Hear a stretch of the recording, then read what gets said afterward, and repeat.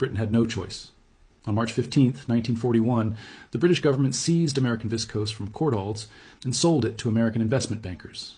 Because everyone knew Britain was forced to sell, the bankers negotiated ruthlessly. Sale price, $54 million. The company was worth at least $100 million. Britain received roughly half of fair value. The money went directly to the U.S. Treasury to pay for weapons already ordered. But the extraction went beyond American viscose. While Morgenthau negotiated Lend-Lease, another deal was being cut. Britain desperately needed destroyers. German U-boats were sinking merchant ships faster than Britain could replace them.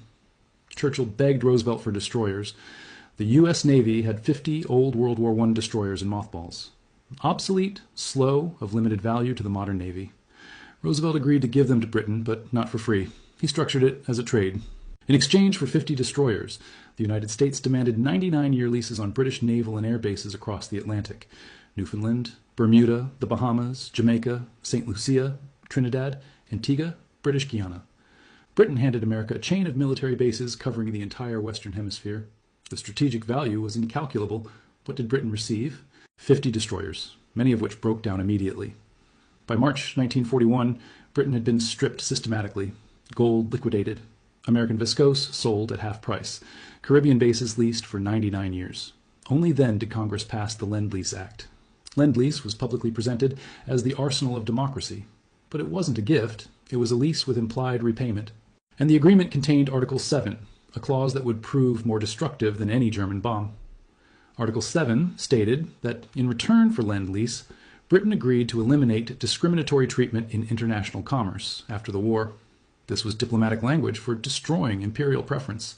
Imperial preference was the economic foundation of the British Empire, a tariff system that made British goods cheaper in empire markets than American goods.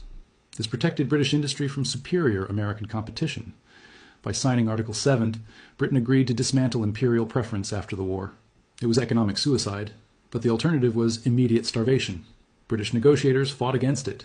Churchill overruled them. Article 7 was signed. From March 1941 to August 1945, Britain received $31 billion in Lend-Lease aid. This kept Britain alive. Without it, Britain would have been starved into surrender by 1942. But while Britain received aid and fought Germany, America simultaneously absorbed British wealth and markets. American corporations expanded into markets Britain had abandoned. While British factories produced only weapons, American factories produced weapons and consumer goods for global markets. By 1945, the wealth transfer was complete. Britain had liquidated $16 billion in overseas assets. Gold reserves had fallen from $4 billion to nearly zero.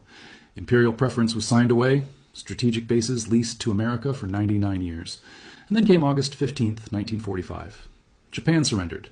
World War II was over. 7 days later, President Truman terminated Lend-Lease. The termination was immediate and total. American ships in the mid-Atlantic carrying food to Britain were ordered to turn around. The aid stopped instantly. No transition period, no warning. Complete cutoff. The British government was paralyzed by shock. Britain's economy had been restructured for war. All factories produced weapons. Britain imported half its food, all paid for with Lend-Lease dollars. Without those dollars, Britain was instantly bankrupt. John Maynard Keynes, Britain's greatest economist, calculated that Britain faced immediate economic collapse. Food imports would stop. Rations would be cut to starvation levels. Mass unemployment, social collapse. Britain had one option: beg for an American loan. In September 1945, Keynes, dying from heart disease, sailed to Washington. He had a plan. He would argue for justice. Britain had fought alone for 2 years while America remained neutral. Britain had bankrupted itself, saving Western civilization. Therefore, America owed Britain a gift, a grant of $6 billion, not a loan, but retroactive payment for Britain's sacrifice. When Keynes arrived in Washington, he discovered justice was not a currency Americans recognized. The war was over. American voters were tired of paying for Europe. Congress was suspicious of Britain's new Labour government and its socialist policies.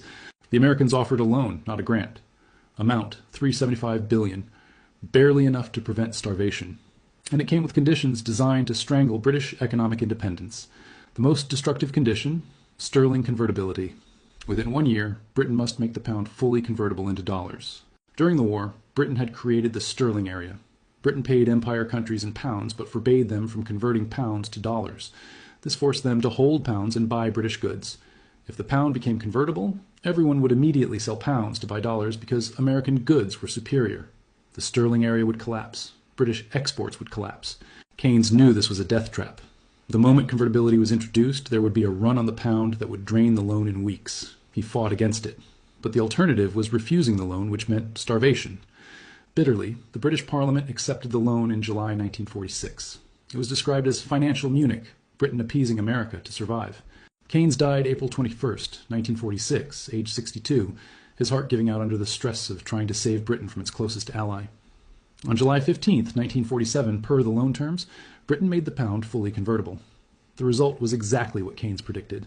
The moment the window opened, there was a run on the pound. Countries rushed to convert sterling to dollars. India, Egypt, Australia, Argentina, everyone wanted dollars. The American loan began evaporating.